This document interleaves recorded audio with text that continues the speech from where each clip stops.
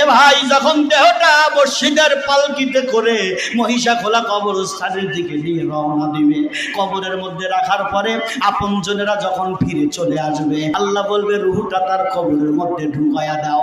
কবরের মধ্যে আবার রুহ ফিরে আসবে, বলে বান্দাকে কবরের মধ্যে উঠাইয়া বসাও। হযরত আব্দুল কাদের বলে, উঠায়া বসার সঙ্গে সঙ্গে ওই অন্তর, যে অন্তরে মাওলা বসবাস করছে, ওই কলবটা আল্লাহর জিকিরে কবরে বিভোর হইয়া যাবে। ওই বান্দার কলবে আল্লাহ, জবানে আল্লাহ, চামড়া দিয়ে আল্লাহ, পশমের গোড়া দিয়ে আল্লাহ। ফেরেশতা মুনকার নকির ঢুকতে যায় ফিরে আসে, আল্লাহ ডাকতে বলবে, মুনকার নকির আমার বান্দার কবরে কেন ঢোকো না? মুনকার নকির ডাক দিয়া বলে, আল্লাহ প্রশ্ন করার আগে তোমার বান্দার পশমের গোড়া দিয়া তোমার জিকির জারি হয়ে গেছে। আল্লাহ বলেন, বান্দা এটা কখন তোমার বুঝে আসবে? ইন্নামাল মুমিনুনা ইযা যুকিরাল্লাহ, মুমিন বান্দা যখন জিকির শুরু করে দেয়, সুবহানাল্লাহ। এই কথাটাই আয়াতের ওয়াজটা সূরাতুল আনফাল আয়াত শরীফ নম্বর 2। যেহেতু তরিকতের আঙ্গিকে মাহফিল, একটু না বললেই নয়। এই জিকিরটা কেমন জিকির, এই জিকিরটা কেমন জিকির, কেমনে এই ভেদ বোঝা যাবে? বুঝতে হলে দিলের মধ্যে আল্লাহর জিকির প্রতিষ্ঠিত করতে হবে। কেমন প্রতিষ্ঠিত করতে হবে? যেমন প্রতিষ্ঠিত করেছিল মা রাবেয়া বসরি, মহিলা মানুষ, মারহাবা কি বলবেন না? জিকির শুরু করছে, আল্লাহর প্রেমে বিভোর হয়ে গেছে। তার জুলুদুহুম কুলুবুহুম, তার কলব দিয়া, তার জবান দিয়া, তার চামড়া দিয়া, ৭০,০০০ লোমকূপের গোড়া দিয়া আমার আল্লাহর জিকির শুরু হয়ে গেছে। আল্লাহ বলে, রাবেয়া রে জিকির বন্ধ কর। আল্লাহ বলে, রাবেয়া রে জিকির বন্ধ কর। রাবেয়া বলে, মালিক জিকির বন্ধ করবো না, তোমার ৮টা জান্নাত যদি আমারে দাও তাইলে জিকির বন্ধ করো। আল্লাহ বলে, পাগলি রে, আমার 8টা জান্নাত একা দিয়ে কি করবি? রাবেয়া বলে, জান্নাত চাইরা, তোমার নাকি 7টা জাহান্নাম, জাহান্নাম 7টা আমারে দাও। আল্লাহ বলে, রাবেয়া ওই জাহান্নাম তো তোমার জন্য নয়, তোমার দিলের মধ্যে আমি মাওলার যে এশকের আগুন আছে, আল্লাহু আকবার, তোমার কলিজার ভিতরে, কলবের ভিতরে আমি আল্লাহর যে প্রেমের আগুন আছে, এ রাবেয়া ওই আগুনের পাওয়ার আমার জাহান্নামের আগুনের চাইতে বেশি। তোমারে দিলে আমার জাহান্নাম নিভে যাবে।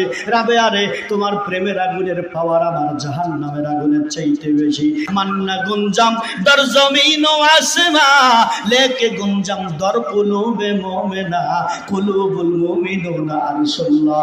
সূরা আনফাল 2 নম্বর আয়াতে আমার আল্লাহ বলে, ইন্নামাল মুমিনুনা আল্লাযীনা ইযা যুকিরুল্লাহ, মুমিন বান্দা যখন জিকির শুরু করে, আমি আল্লাহ তার অন্তরে কম্পন শুরু কইরা দেই। এজন্য আল্লাহর কাছে কাঁদতে হবে, ও আল্লাহ তুমি বাইজিদ বুস্তামির কলবে যায় দেখা দিলা, আল্লাহ তুমি আব্দুল হক মুহাদ্দিস দেহলভীর কলবে দেখা দিলা, আল্লাহ তুমি গাউসে পাকের কলবে ধরা দিলা, ও আল্লাহ তুমি মুজাদ্দিদ আল পিসানির কলবে ধরা দিলা, তুমি হযরত আব্দুল হাকিম তার কলবে ধরা দিলা, আল্লাহ তুমি শাহজালালের কলবে ধরা দিলা, আল্লাহ তুমি হযরত শাহপরানের কলবে ধরা দিলা, আল্লাহ তুমি শামপুরের আহমদুল্লাহর কলবে ধরা দিলা, আল্লাহ তুমি সিরাজুলের আহমদুল্লাহর কলবে ধরা দিলা, আল্লাহ সরদাঙ্গার আব্দুল হাইর কলবে ধরা দিলা। আল্লাহ আমি কনা জানি কত পাপী, আমার কলবে কেন দেখা দাও না, ধরা দাও না? আল্লাহ তুমি কোথায়, আমার কলবে কেন জিকির জারি করে দাও না? আল্লাহ আমার তোমার প্রেমের পাগল কেন বানাও না? এইভাবে যদি কাঁদতে থাকি, আল্লাহ আমাদের কলবে তার আরজ বানায়া দিবি।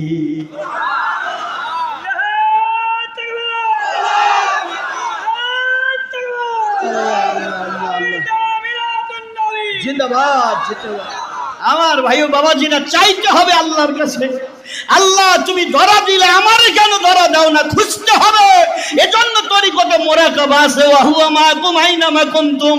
আল্লাহ তুমি কোথায়? আল্লাহ বলে কোথায় খোঁজো? আমারে খোঁজার জন্য তুমি কোথায় তালাশ করো?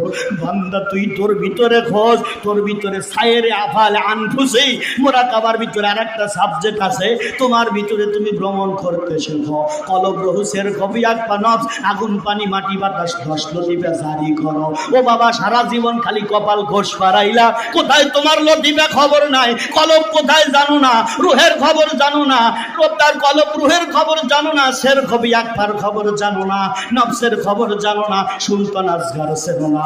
আগুন পানি মাটি বাতাস দেহের মধ্যে সবগুলো আল্লাহর জিকিরি যখন শুরু করে দেয়, তখন বান্দার পশমের গোড়া দিয়া আমার আল্লাহর জিকিরি জারি হইয়া যায়।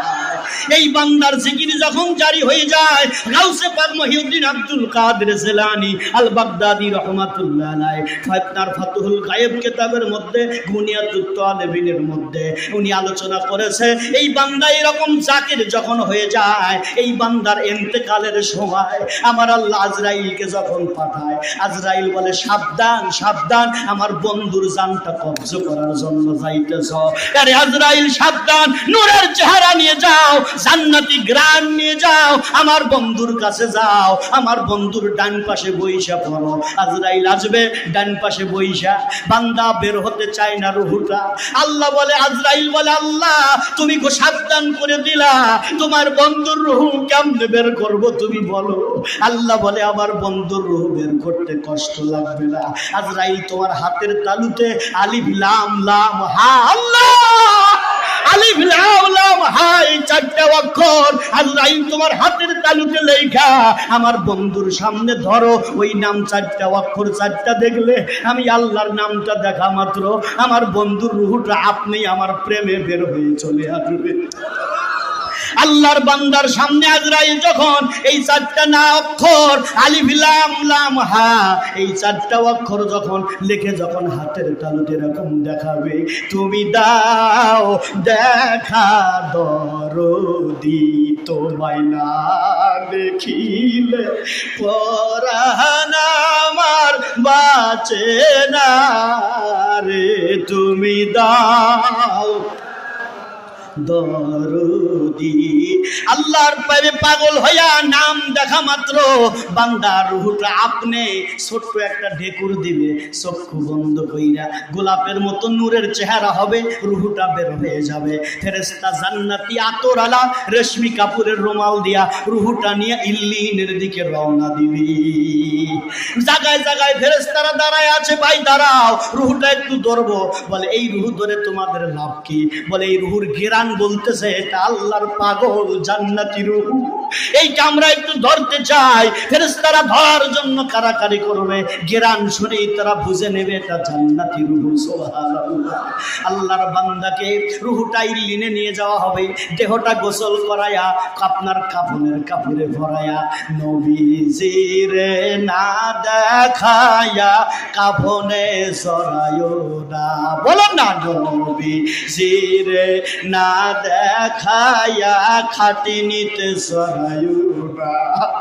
এ ভাই যখন দেহটা মসজিদের পালকিতে করে মহিষা খোলা কবরস্থানের দিকে নিয়ে রওনা দিবে, কবরের মধ্যে রাখার পরে আপনজনেরা যখন ফিরে চলে আসবে, ফিরে আসার পরে আল্লাহ বলবে রুহুটা তার কবরের মধ্যে ঢুকায়া দাও। কবরের মধ্যে আবার রুহু ফিরে আসবে, বলে বান্দাকে কবরের মধ্যে উঠাইয়া বসাও।